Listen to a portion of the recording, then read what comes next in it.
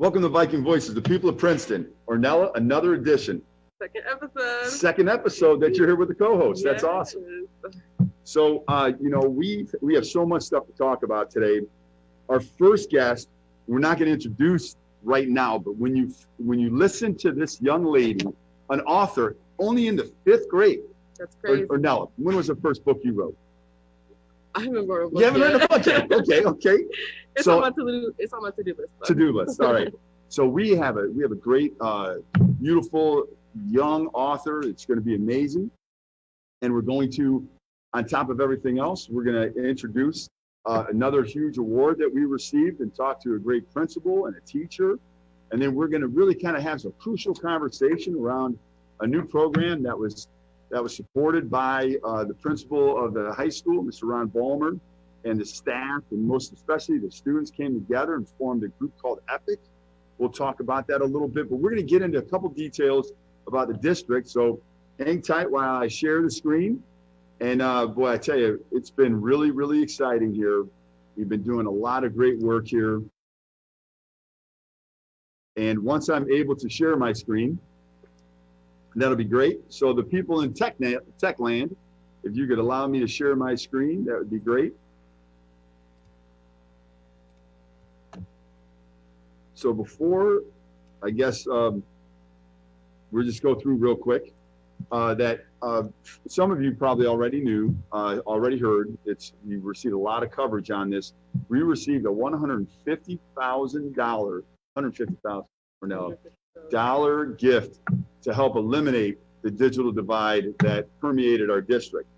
So again, we are so incredibly excited about being able to receive this from the Vineyard Church, the great people at Vineyard Church, tremendous business partners. They've been with us for quite some time. And again, it's just been simply amazing that we were able to receive this huge gift. On top of that, each year we participate in this Scholastics Art Competition. This year we had 37 winners, and we only had, in the region, there were only 5 gold key winners that were selected to go on to compete for even a higher award. Well, one of our own students, Jordan Robinson, was selected for the American Visions nominee. So when you look at that, what a huge award, and we're going to feature Jordan in an upcoming episode. Congrats. Now, Ornella, are you big into art other than poetry? Yeah, you could say. Okay. All right, so you have some of your friends that are in the art program. What do they say about the art program? They love the art program. They say it's very, it drives them to do better. So I know a couple of my friends that they just love Princeton's art. Yeah, the art department does such a wonderful job of recognizing kids and pushing kids to the highest level. And that's really what we want. So we're going to jump back right now, and I'd like to introduce a young lady, 5th grader, Giselle C Zell. Welcome to the program. Thank you. So Giselle, make sure if you can, talk a little bit louder so everybody can hear the great things you're getting ready to say. We want everybody to know a lot about you. So Giselle, tell us about this book you wrote. Oh, so my book is about a girl named Zoe. She's lost in the forest, and when you read it, you'll find out where this journey will take her and who she will meet. So what prompted you to write that book? To inspire.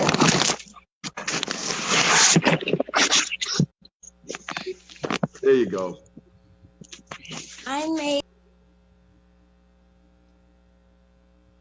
Oh, you muted yourself, honey. I made this book to inspire young children that they can do anything they set their mind to, even if it's really hard. That is awesome. That's awesome. No? That's amazing. So what made you decide to become an author, Giselle? What made me decide to become an author?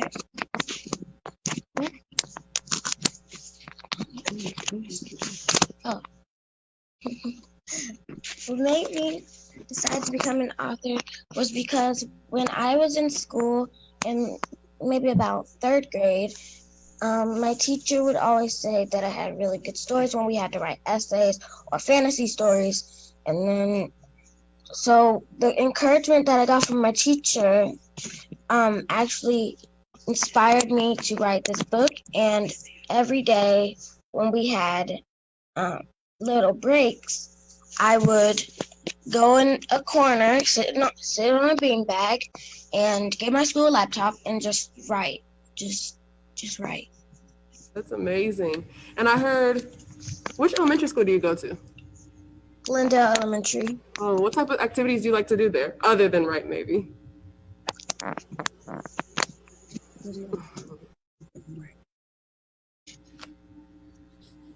I love learning. You love learning. Hey, do we have? Are we going to see any other books coming out from you soon? What do you think? Do you have any other stories you want to write about? Yes. Can you give us a sneak peek? Is there anything that you want to share right now about the next book? I'm working on my second book right now. Okay, all right, going to keep it a little bit secret. I don't blame you. So, Giselle, the teachers encourage you to make sure that you're writing and you're learning at high levels. What message do you have for our teachers? Keep teaching students because one day you might encourage them to do something amazing. That's Okay, powerful. that is powerful, isn't it? So, Giselle, Ornella is a great poet. And at the end of the show, we started this new segment called Siakam Speaks. It's Ornella Siakam. Siakam Speaks, and she gives some of her original poetry, and it's really, really powerful. And so we know that words are so incredibly powerful, and we feel tremendous that you, in 5th grade, wrote a book because you were encouraged by a teacher, making sure that kind of, you know, stoking the fire within you to write, to tell stories, and all of that. So are you doing remote learning right now, or are you doing hybrid? Right now I'm doing remote. Okay. All right. And how's that going for you so far? It was a little rough at first because you had to get used to the feel of like logging on to Zoom every day, but then I got the hang of it. Okay. I feel you, Giselle. I feel you. Yeah. Yeah. So Giselle, is there anything that you want to share with anybody watching right now? There'll be thousands of people that will ultimately see this, whether right now or on video. So you have a chance right now to inspire people like you were inspired. So what do you have to say? What I have to say is, if you are trying something, let's say writing a book, writing a movie, doing a TV show, it's going to be really hard at first, but all you have to do is keep going and you will succeed. Giselle, the way you speak, I think you're a senior, just like me. So good, wasn't it? Yes. So Giselle, I love what you said, making sure that whatever it is, you're going to have some challenges in life. And everything's not going to be perfect. But you have to be positive and you have to have that growth mindset, like I can do it, right? That's great. Well, Giselle, thank you so much for joining us. Viking Voices. Ornella, do you have any final words? I just want to say that you have so much potential, and I can't wait to hear about you 10 years from now. Thank All right, great. you. Thanks, Giselle. You're welcome. All right, we're going to go to our next segment now. And we're very excited to make sure, very excited, but we are. So Springdale Elementary School, as we mentioned before, received the National School of Distinction, and that's specifically for closing achievement gaps. And Lisa Timbarge is their amazing principal, and we're going to have her on right now. Lisa, thank you for joining the show. Well, good morning. I'm happy to join you this morning to talk about Springdale Elementary. So Ornella has so many questions for you, but I'm going to jump in right now. And Lisa, for those people that don't know who you are, why don't you talk a little bit about who you are and which I know you love to do, just kidding. But talk a little bit about who you are and Springdale in general. I am the proud principal at Springdale Elementary. This is my 4th year at Springdale, and Springdale just has an amazing staff. It's a pleasure to work with them and help serve our students. And Springdale what are the demographics like in Springdale? Well, Springdale was named the most diverse elementary school in the state of Ohio last year. So it's an ever-changing demographic, and we're proud of our diversity and see that as one of our great strengths. Yeah, there's no question. I talk about the tapestry of diversity in Princeton, and certainly Springdale embodies that when you look at Springdale, because Springdale was the top. I think Sharonville was a top at one point, or 3. So the beautiful diversity all the way throughout Princeton is really a huge strength of ours. So Ornella, I know you had a question you wanted to ask. So I came out of Springdale from way back when, so it's amazing to hear about the school that I used to go to. And I just wanted to ask a little bit about the award you guys got, because I heard it's an amazing award, but can you give me a little bit more information?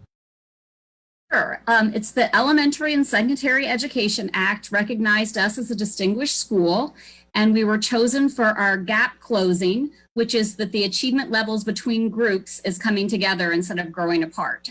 So we're very pleased to have received this recognition. There were 2 schools in Ohio suggested and we are recognized, and we were the one recognized for gap closing.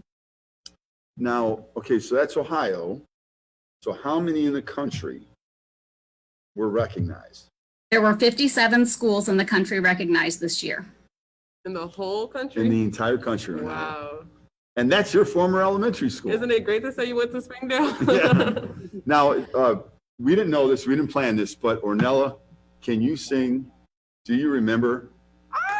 Yes, I do. Seriously, you could really sing that right now? I can't sing, but isn't that how it starts? It is the Springdale spirit. Yeah, that's awesome. That's awesome. All right, so Lisa, there's so many great things that you do. So really, let's talk a little bit about like what different strategies, did you apply to kind of help grow the school in the last 4 years?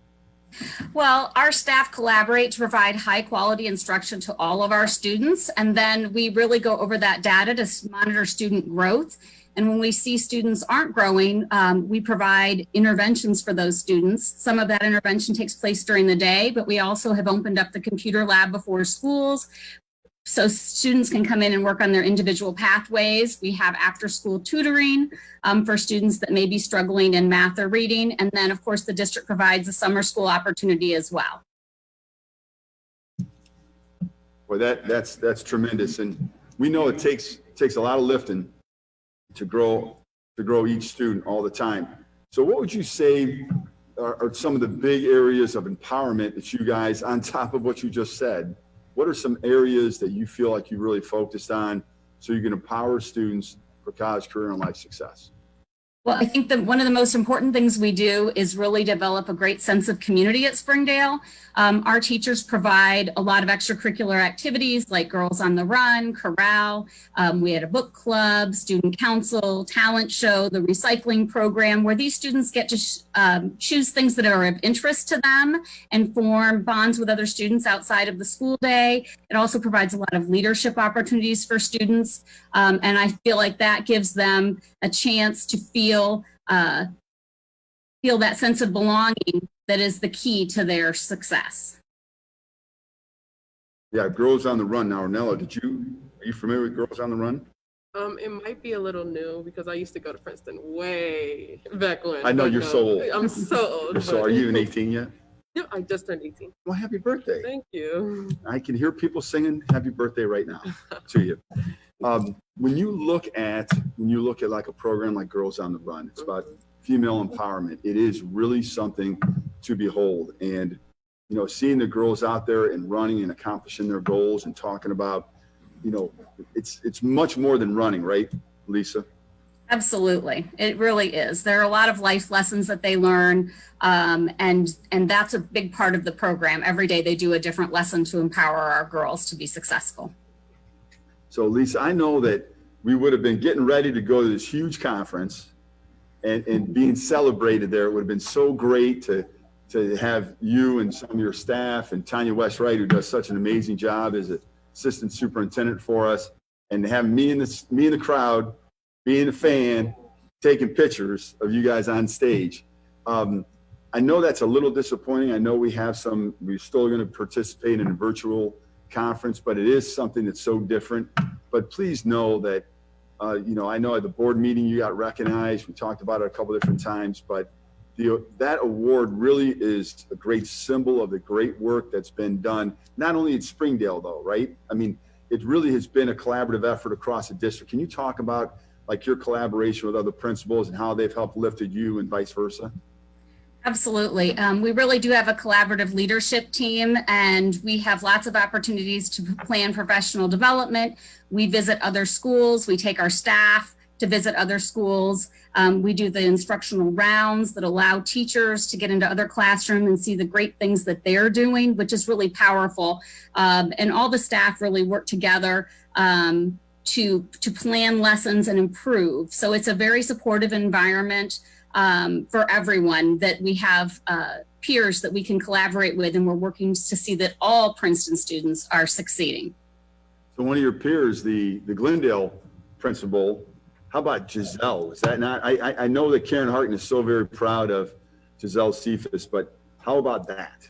Was that Absolutely. Yes, we're all proud of her, and sharing her accomplishments with our other students to give them some inspiration as well as to what their potential is and what they are able to achieve even at such a young age. She's having a book signing February 5th, Ornella. Maybe we could arrange and Can we be in attendance? And get your book. Yeah, maybe we'll go over there. But also her book's available on Amazon too. And so Lisa, when you hear about a fifth grader, you've had so many kids that have great accolades there, what does that do for you as a principal when you see somebody who following their passion and then something big like this happens? Well, it's just great for a student to be recognized for all their effort, that she's put, her passion into this book, and that it's been published. It's just a fabulous thing for any student to see, and for her especially.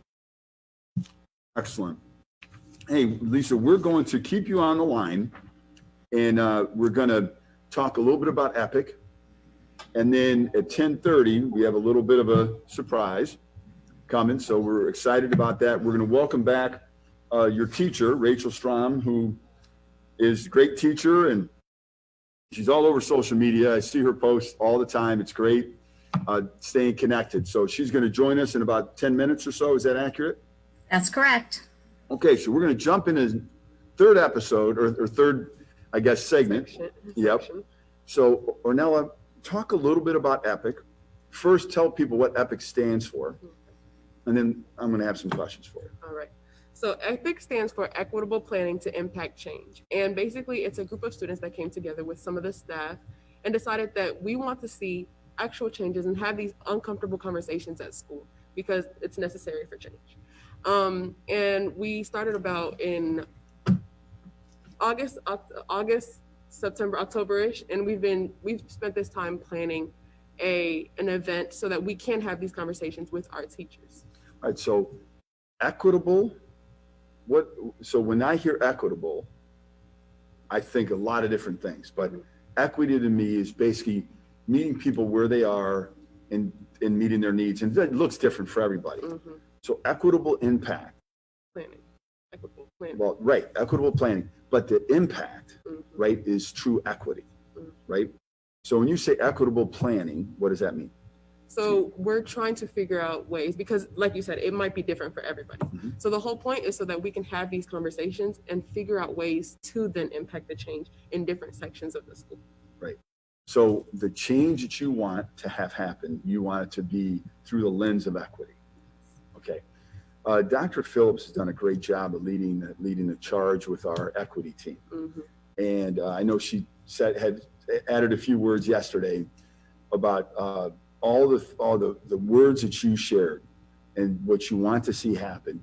She was so very proud. We're very proud of the great equity team that we have to really kind of, listen to students. But yesterday was a whole nother level for everybody in attendance. And there were, again, you said uncomfortable conversations, but they need to happen. Mm-hmm. Do you think that there are some big aha moments for staff? Like, boy, I didn't even think about that.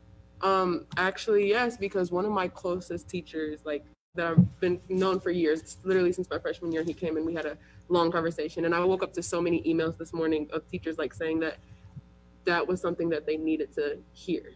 And it was just like, it was powerful, first of all, and it was just exciting to know that what we wanted is actually happening. People are actually listening to us. Yeah, and it's so funny because we all, in education, we always think that we're listening to kids. Mm-hmm. And we're asking questions or whatever. Lisa, have you ever had that experience when, you know, you provide student voice, but then maybe the kids really wanted to say something else, but didn't say it? Sure, I have, but it's nice when they come back afterwards and tell you so that you can bring their concerns to the group.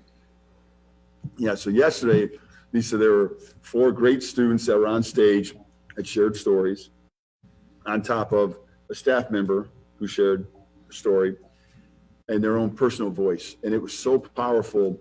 And I think that when the staff heard that, it was almost like, I think it probably was personal. So people were like, there's no way I would ever say something like that. Or I didn't mean it to come out that way.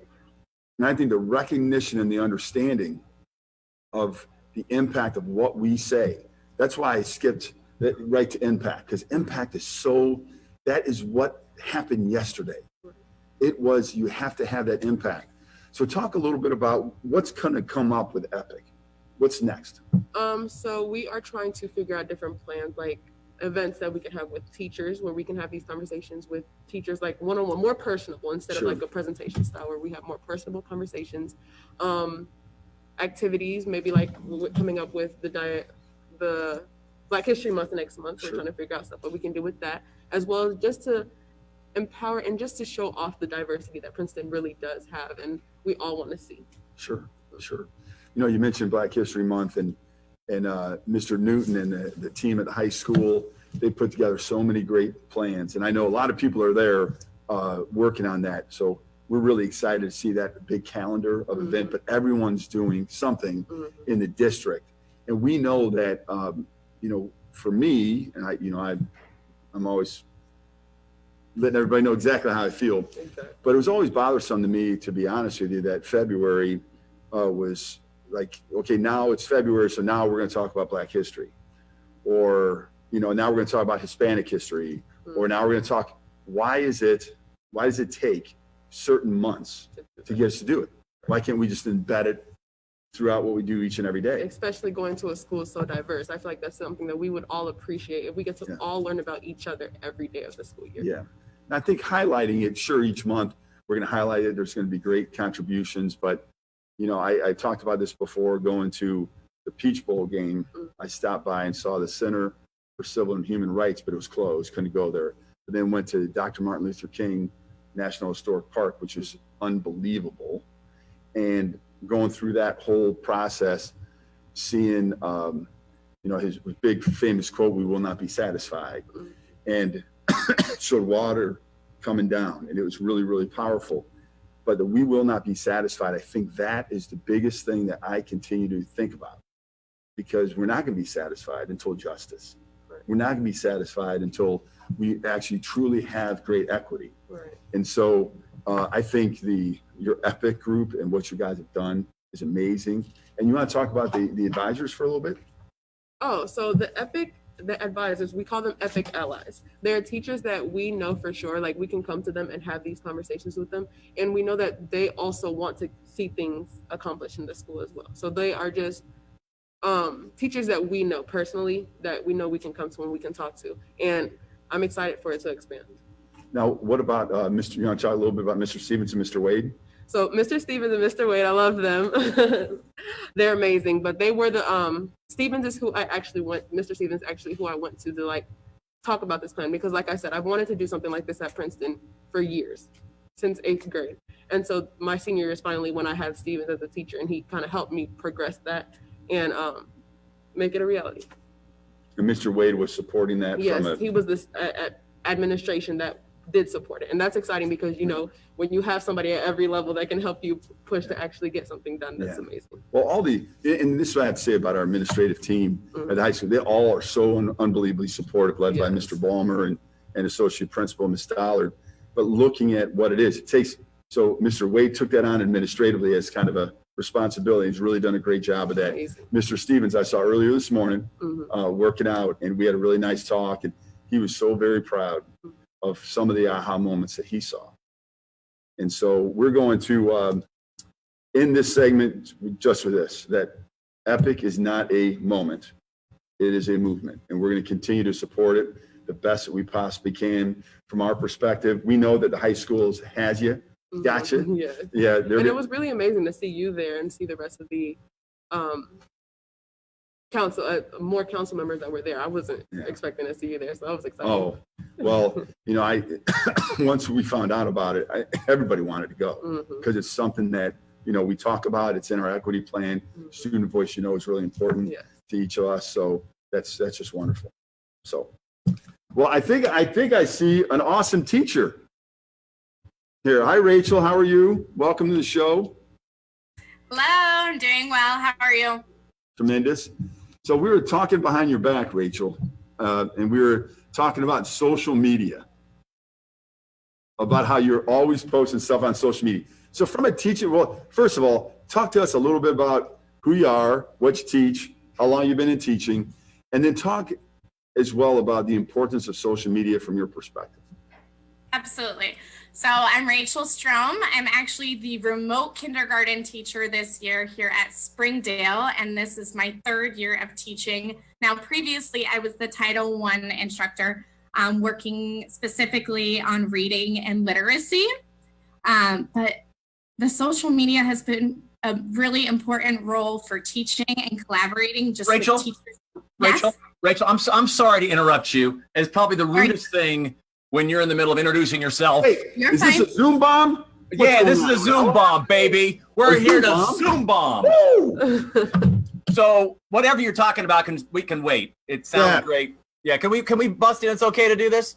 Yeah, sure. Come on in. So Rachel's like, what's going on? Right? So that was Amanda who was talking there. I'm Jim, and we're here to Zoom bomb you because we have some huge news for you.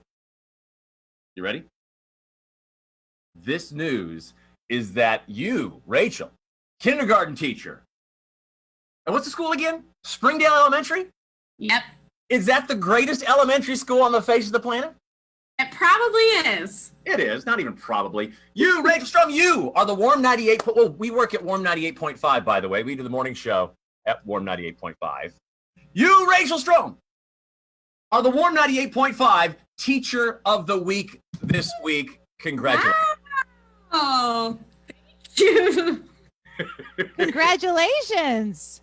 Thank you, guys. How does that little Zoom bomb feel? Well, that is really surprising, and I'm definitely excited to go back and tell all my students that feel thank you, guys. Here's the fun thing is every week Amanda and I, we get to do this. We send out, our little birdies all over the tri-state. We're like, tell us about teachers who are cool. Tell us about teachers that are great, that have made an impact, a difference in your life. And we get back like tons and tons of responses. They're all completely different. I mean, some people talk about snacks. Some people talk about going outside and learning outside. Some people talk about compassion. Some people talk about just a million things, right? And the letters and the nomination letters are just the coolest thing. We love reading them. And we're glad we picked yours. Would you like to hear why you were nominated and why we thought you were so cool for this great award? Absolutely. Well, this is probably one of the most fantastic letters we have ever received in the history of us doing this. So it's amazing. Ms. Strom she makes online Zoom kindergarten the most pleasant, positive, constructive experience. Not for 1 minute did she make the tech or glitches or new method feel burdensome at all. She was also great at explaining all the tech to us parents, which is so important. She exudes warmth, easy connection, and depth of empathy, as well as the passion that comes through even the digital screen. She made each kid feel welcome from day one, attentively listens to each student, incorporates their passions into her lessons with intentionality. She expertly manages the attention of more than a dozen kindergarten kindergartners on a Zoom screen. Don't know how you do that. She No. leads with empathy and compassion and actively teaches mindfulness and self-compassion. She models self-acceptance and patient problem solving when she makes her own mistakes, and she articulates this in real time so the kids can see her process and recover, as she recovers from her own mistakes. Then she models how to do the same thing for them when they make a mistake. That is so important. She made time to set up Zoom play dates for the kids to meet up in small groups after class. This is what is super impressive. She coached them on small talk for the first few play dates, and then slowly removed herself as they grew in ability to have conversations with her coach without her coaching. She taught the class to respect the classmates to respect each other's beliefs patiently, and did a great job of emphasizing the awesomeness of their diversity in her class. She noticed every mood and would reach out if a student had a frustrating moment in class, and has excellent redirection, and also commended students for their many large and small achievements in a very genuine way that instilled confidence and respect. Having Ms. Strom's voice in my dining room each day has made my day brighter. She reminded all of us during a very tough season to do much of so much uncertainty that we can learn and grow and do hard things. How about that? Amazing. Wow, that is very, very kind. And I feel very fortunate to have grownups that are so involved in our instruction daily, that have my support and they have their child's support. I mean, it's really been different this year in remote to have so much involvement that way, but it's been great. And that is such a sweet message to hear. As a parent myself, I have a 6th grader, so he's much older than a kindergartner, but we've been remote learning this whole time. And I actually had to have a conversation with him. He asked me, he says, I don't remember how to interact with other kids. He totally freaked out, was very anxious, did not remember how to do those initial socializations that you clearly have picked up on as something that kids need to, keep working at. And that's just such a huge difference. Rachel, if I could jump in here just for a second, not to call you out, but when you were talking about that, I felt the emotion. I think everybody did. And that's one of the things that I think separates good teachers from great teachers. The great teachers are the ones that understand not only are they teaching students and helping them learn and grow, but they're also supporting one of our greatest allies that we have, and those are parents.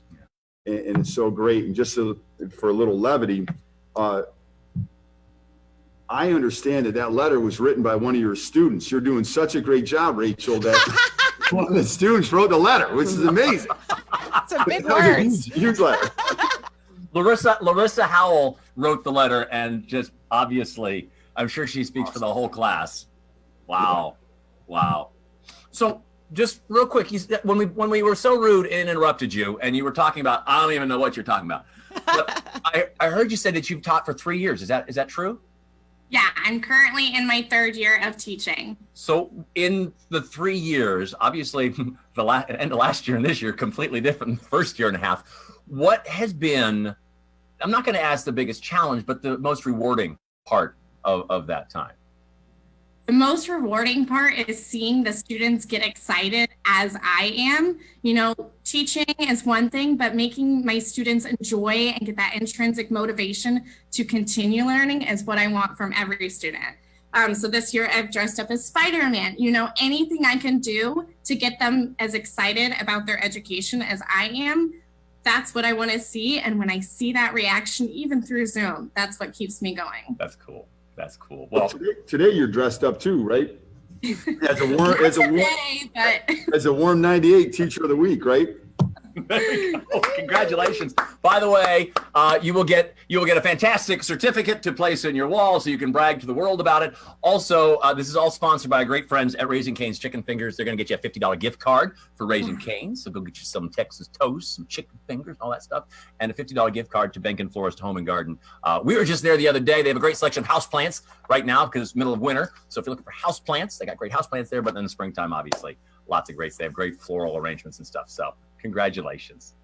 Thank you, guys. I appreciate it so much. Hey, Princeton, thanks for letting us bust in on the Zoom call. Yes, thank you. That was fun. Yes. Take care. God bless you. Yep, you too. Guys. Thank you, Form 98. Thank you. Bye-bye. All right, so Rachel, before we did the Zoom bomb, we actually did want to know about the importance of, honestly, the importance of social media. I knew that was coming. It was so fun. Thanks to Mrs. Roddy for setting that up. Mrs. Tim Barge for being part of the surprise, which is awesome. So Rachel, social media, you were just getting ready to talk about the importance of that.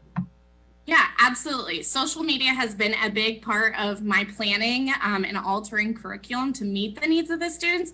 You get to see different creative resources from teachers among the district, but all across the nation. And I think that's the best part, is really stealing those ideas from someone else and incorporating them to meet your students. And I think too, with being remote as a teacher, you're losing that connection. So having that support through, say, Twitter or Instagram or Facebook, it really is helpful. And I think just continuing to use that, get those ideas, and make everyone excited at the same time. That's great. That's great. So Rachel, we're going to give you an opportunity to leave us with how you feel empowered as a teacher at Springdale. And, obviously huge awards. You have great teammates there.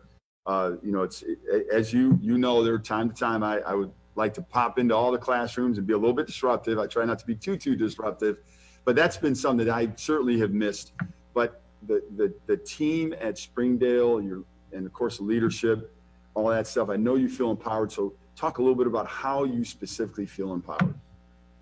I think I speak for all the employees at Springdale Elementary, but we are so fortunate to have Lisa Tenbarge as our principal, who knows and understands that we need to meet the needs of all of our students. And Lisa will do anything to support us as teachers to get in and support our students. So I think we're all very empowered to have a leader who really understands what we're trying to do as educators, and especially during this time with coronavirus. I mean, I can't say enough good things about Lisa Tenbarge.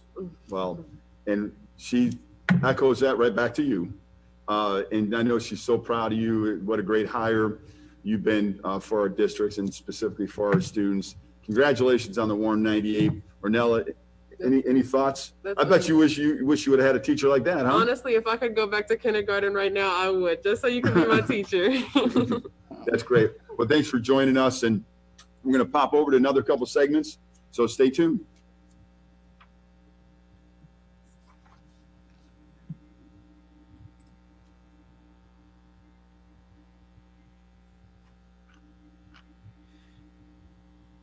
I'm just taking a moment right now to see if I'm able to share my screen.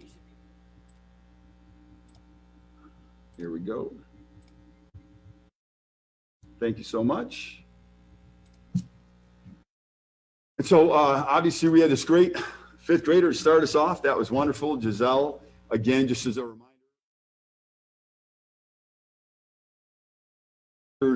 of me accepting this really large check, which is amazing, $150,000. Amazing. And we literally, that closed the gap. We have anybody that needs connectivity, just as a reminder, if you don't have it, all you need to do is call us, get a hold of your principal, your teacher, call us at the central office. We'll take care of it for you. The same goes true for devices. And we're really, really close to being able to officially say grades 3 through 12. Right now we're grades 6 through 12. Very soon it's going to be 3 through 12. And we're looking at even some of the younger students as well. So again, we just feel like it's really important to continue to partner and get some of those gifts. We talked about the Scholastics Art winners. And these are some of the pictures. But look at this beautiful picture. This is amazing. And this is what Jordan got recognized for. And again, we're excited about the recognition coming up. This is a Springdale, Springdale Elementary School, National Distinguished School. This is the epic, and this was yesterday. It was really important. And when you think about being epic, and here are the great student participants, and then Mr. Jordan Stevens on the left-hand side there, and Mr. Dan Wade on the right. And these were the staff members that were part of it. And this is actually, I believe, right at the very end, when you were almost in tears, standing ovation. I was just shocked by the response. Like, it was amazing. Yeah, and it was almost simultaneously. It was second. I think a couple people stood up, and then everybody. It was amazing. Excuse me. And then Warm 98.5, Teacher of the Week. But this is something that I want to talk a little bit about right now. And this express feedback for good. So if you're watching, get your phone out. Ornella, you have a phone? Over there. Can I go grab it? Yeah, Alrighty. let's go. We're gonna lead by example.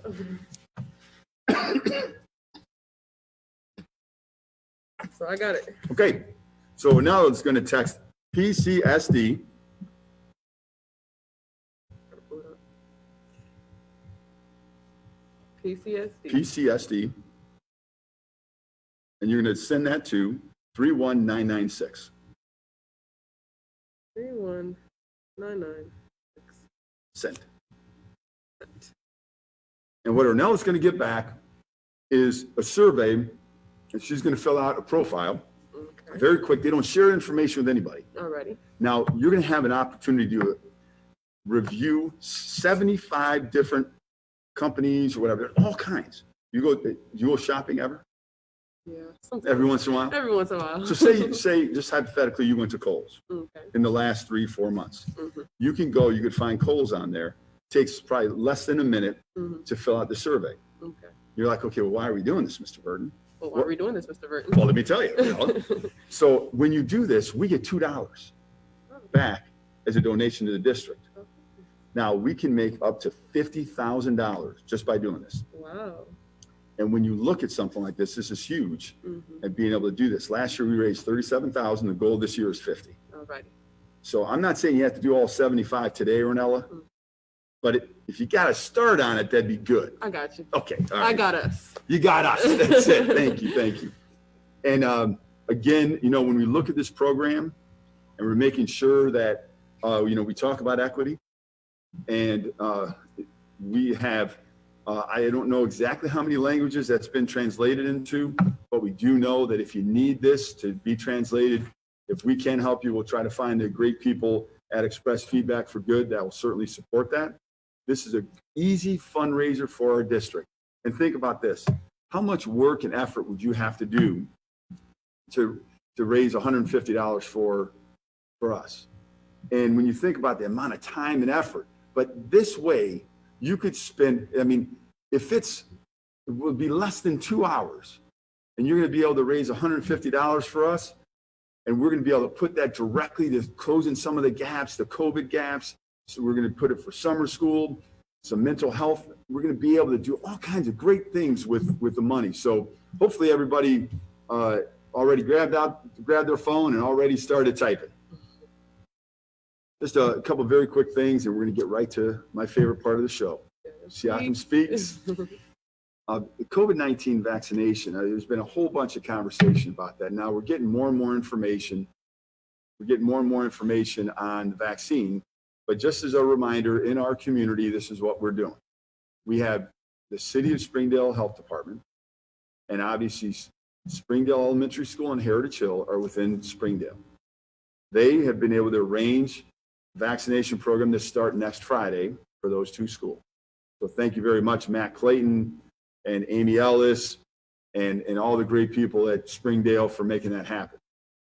The rest of the district is covered through Hamilton County Public Health. And outside of Cincinnati Public, all the other schools are going to start taking if they choose to do the vaccination, start taking part in that probably the week after next. Now, we'll find out today, 12:30, I believe, exactly when that would happen. So stay tuned for more information, but just know that any teacher, any employee in the district that wants to get vaccinated can get vaccinated. They're making that available, which I think really helps everybody. And as we hopefully transition back March 1st with the Scarlet and Gray students all coming back together. Again, the goal is March 1st, but we still have some things to work out. So it may be a little bit later, but the goal is March 1st. But coming back together is really important. And I think for parents to know that, teachers and staff, many of them will have participated in the vaccination program. I think that should really provide a lot of encouragement and support and alleviate any fears that you may have. So more information will be forthcoming on that. And just as a reminder, we're going to have a parent community question and answer next Thursday. And that will be Facebook Live, and that'll be at 6:30 p.m. And I know there's going to be lots of questions that we're going to take, but we're going to provide a lot of information on how that's going to look. And I just want to reassure everybody We are 5 weeks out from March 1st. That is a long, long time.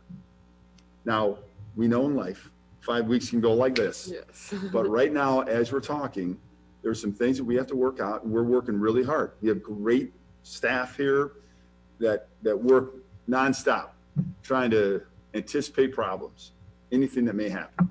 So we're going to work. There'll be plenty of communication, as we always have. There'll be plenty of opportunity to give any input, but ultimately, stay tuned next Thursday, and it's going to be Facebook Live at 6:30. I'm just trying to think if there's anything else.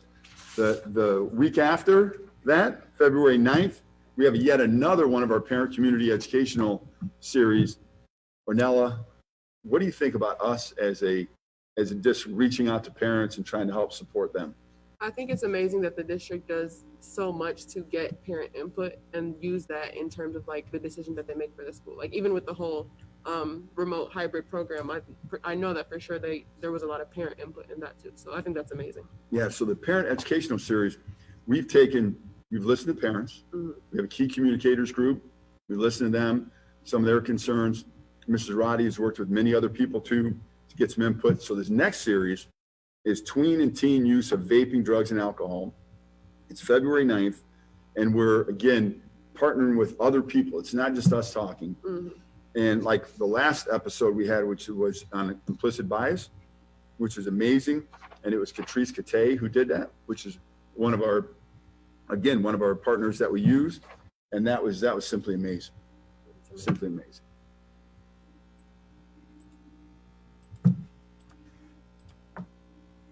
All right, and then lastly, before we get into Siakam Speaks, is our business community partnership virtual program, which will be on February 10th, 8:15. Please attend. We have students. We're going to do breakout rooms. We have some presentations, musical performance. It's going to be something that's going to be really, really nice. It's not like it was before, unfortunately. And hopefully before the end of the year, we'll be able to socially distance, come back in, come together, work with people, have our students interact with business and community leaders. That's the way it was intended. So hopefully that will happen. So without further ado, I'm off the screen. I'm going to leave it to my co-host, Ornella Siakam. So today I'm going to perform a snippet of a poem that I did perform yesterday at our epic presentation. It's titled, it was actually one of my competition poems.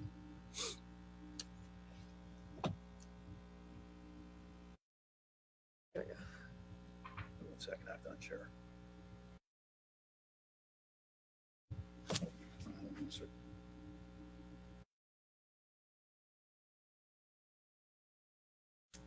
Okay, so I'm going to perform the poem that I actually did perform yesterday at our epic presentation, and just a small snippet of it. And it goes, battle scars from the battlefield, but only because he not correction. I've been working the way master feels, and for the mass appeal, they say, you reap what you sow, but what I sow is not my yield, and my lips are sealed. Man, I've got so much to say, but who's going to listen? I'm only a slave, enslaved, slave to this way of life, slave to their mentality, slave to this never-ending question of morality. Like, is it right? Is it wrong? Could they ever right their wrongs? Wish that I could right my rights and wrongs, but I can't even write for real. My life is not my own for real. Asked if I survive for real. Pistol whipping, cops is killing, hide your children, men and women slowly losing, and we can't even be black for real. See. Awesome. Thank you. You know, Ornella, when you continue with the poem yesterday, I know I looked around and you can see just the faces. And, you know, it's one of the things to me that I'm most proud of is the fact that we continue to allow people to find their own way to express themselves, but we need to do it more. Right. And it can't just stop. And, you know, the words you chose when you gave that great performance last year or the year before when you were recognized and all that, we just so look forward to Siakam Speaks. And the next one, can I give you a challenge? Yeah, for sure. Okay. I'm up for a challenge. All right. So the next one, let's do something. I want you to do your voice, okay? But maybe how you feel about things that have happened in general all around this pandemic. You've talked about one pandemic, Okay. right? The whole inequity and whatever, Mhm. but the other pandemic. But if that's not in your heart, no worries. The COVID-19 But if- pandemic? Yeah, Okay, all right. right? Because to me, and the COVID pandemic is horrific. There's no question. It's been around for a very short period of time. The other pandemic, which has been the injustice, the inequity, the inequality, the racism, and all that, has permeated our country for centuries. Yeah. So, you know, whatever you want to do, I said it was going to all be you. Yeah. But as you were talking, it's just so powerful. And I was just like, what's your opinion on what's COVID. happening with this global pandemic? Be interesting anyway. All right. So, So Ornella, do you have any closing thoughts? I am really just appreciative of Princeton and how open it is to hear and listen to student voice. I mean, you've got a senior as a co-host, so I really am appreciative for the opportunity in the district. Well, thank you very much. And of course, we have great leaders in this district, in all of our buildings, in central office, in the departments.